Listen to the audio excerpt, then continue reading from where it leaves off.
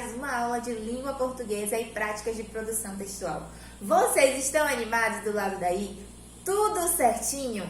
Nós estamos super felizes por estarmos juntas mais uma vez. Vocês vão ver muito a gente juntas. Então, se prepara porque no nosso capítulo 12 nós vamos falar sobre algo super interessante e nós temos certeza de que vocês vão gostar. Por quê? Porque vocês já conhecem o que é um conto, não é mesmo? Já conversamos em algumas aulas lá na primeira unidade. E hoje nós estamos trazendo para vocês o microconto. Você sabe o que é um microconto?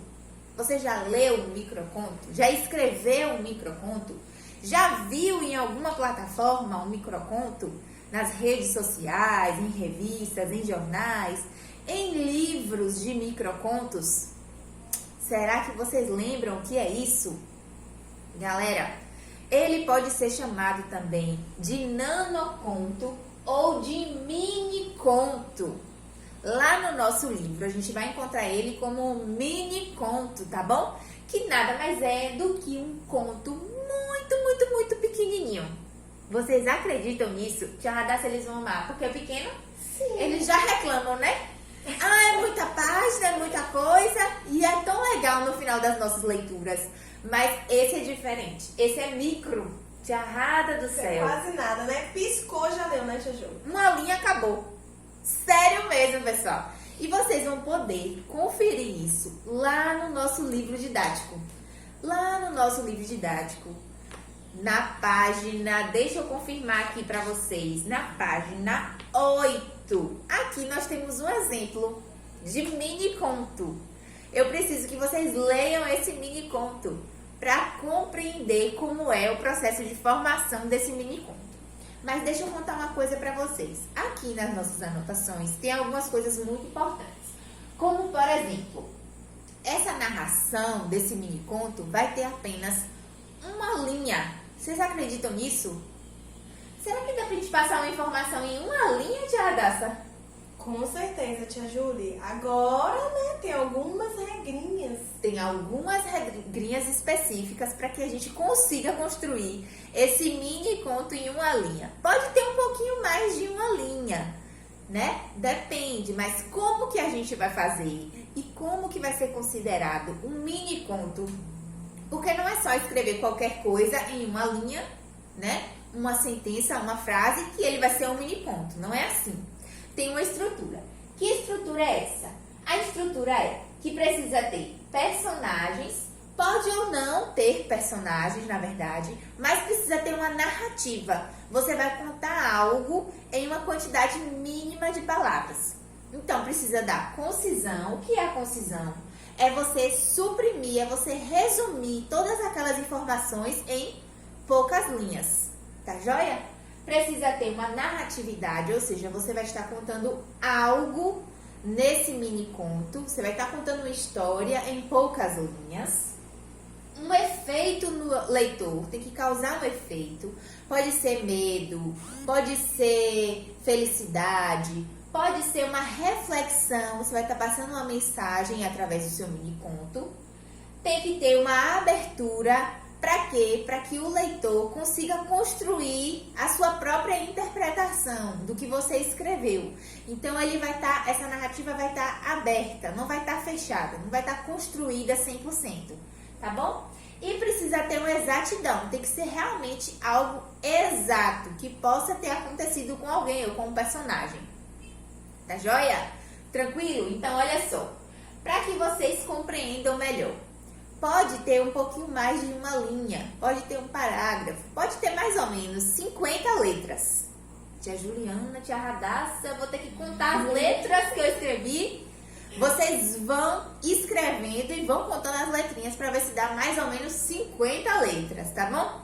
E lá no nosso livro a gente vai ter um exemplo. Já vou dar um spoiler.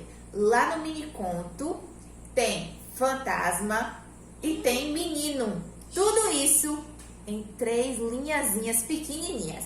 Será que a gente vai gostar do mini conto que tá lá no nosso livrinho? Eu acho que vocês vão gostar e vão compreender a estrutura desse mini conto. De modo geral, o mini conto traz essas características.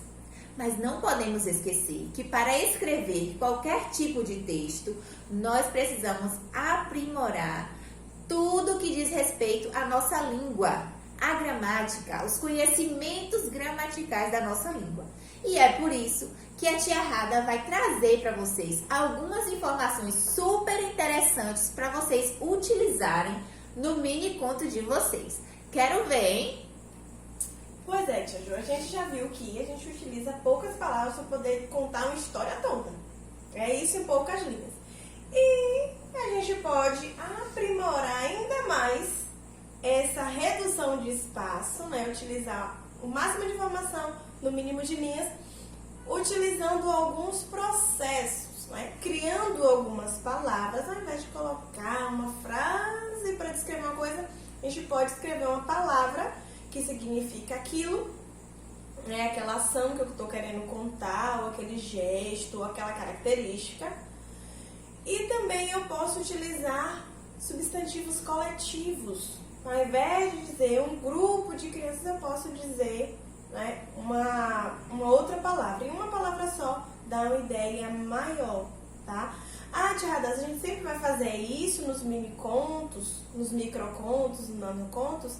Não, é só uma dica que a gente pode utilizar para dar o máximo de informação no mínimo de linhas. Primeira coisa que a gente vai ver. Sempre estamos gerando novas palavras. Sempre existe uma palavra inicial e a gente gera outras e outras e outras, beleza? Há duas formas de gerar novas palavras, que é pegando um pedacinho de palavra solta que já existe, mas que sozinha não tem sentido, e anexando esse pedaço a uma palavra que já existe. Geralmente colocamos no início da palavra ou ao final dela. Quando nós colocamos no início da palavra, chamamos de prefixo. Quando colocamos no final da palavra, chamamos de sufixo. Beleza? Então, como é que vai funcionar? Existe um pedaço de palavra que sozinho não tem sentido, e nós já vimos isso no nosso último capítulo. Então, nós vamos pegar essa palavrinha que sozinha não tem sentido nenhum, por exemplo, des, né? É um prefixo. Ele sozinho diz alguma coisa? Não diz. O al, né? Que é um sufixo. Ele sozinho diz alguma coisa? Não. Mas quando eu uso esse al ou esse des junto com a palavra que já existe, aí eu gero uma outra palavra. Beleza? Exemplo de sufixo, né? No final. Nós temos um exemplo de duas palavras, né?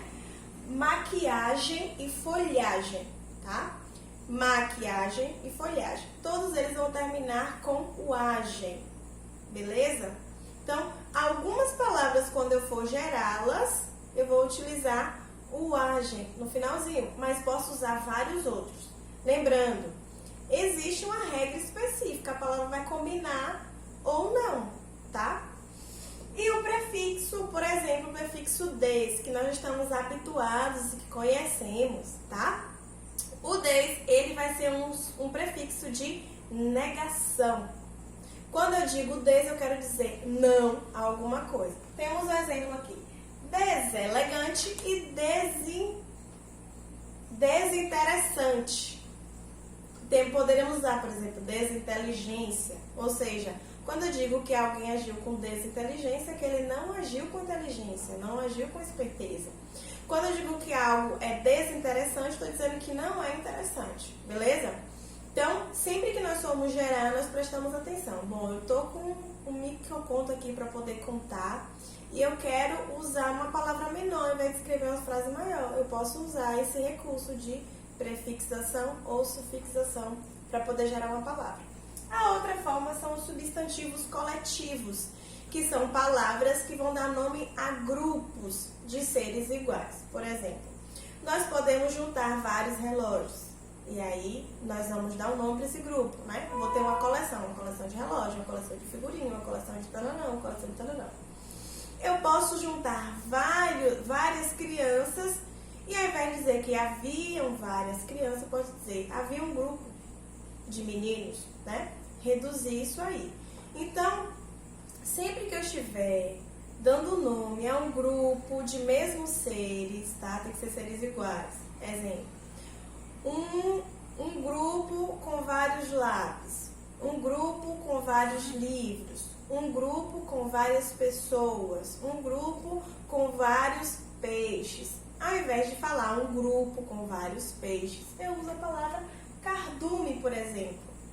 Ah, era sol e havia um cardume lindo à beira da praia quando Maria chegou. Pronto, eu já narrei. Já construiu o seu mini conto, né? Perfeito. Disse o continho aí e utilizei, um dos conhecimentos que construímos aqui. E existem outros, tá? Se houver qualquer dúvida, existem várias formas, né? Vários grupos específicos. É só a gente dar uma pesquisadinha. Trouxemos aqui 3 exemplos. O cardume de peixes, né? Que eu já produzi essa narrativa curtinha. Temos o enxame de abelhas. Temos o molho, que não é de tomate, né, tia Julie? Mas que é o molho de Chaves, né?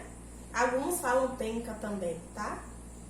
Então, assim, na hora do nosso microconto, vamos recrutar esses conhecimentos. Nós podemos gerar palavras usando prefixos e sufixos para diminuir o espaço usado com essas palavras e podemos usar também os substantivos coletivos para poder encurtar também, passar a mesma informação, só que ao invés de um grupo de 3, 4 palavras, eu uso só uma para indicar esse conjunto aí de seres iguais, tá? O grupo são por seres, são seriados. Beleza?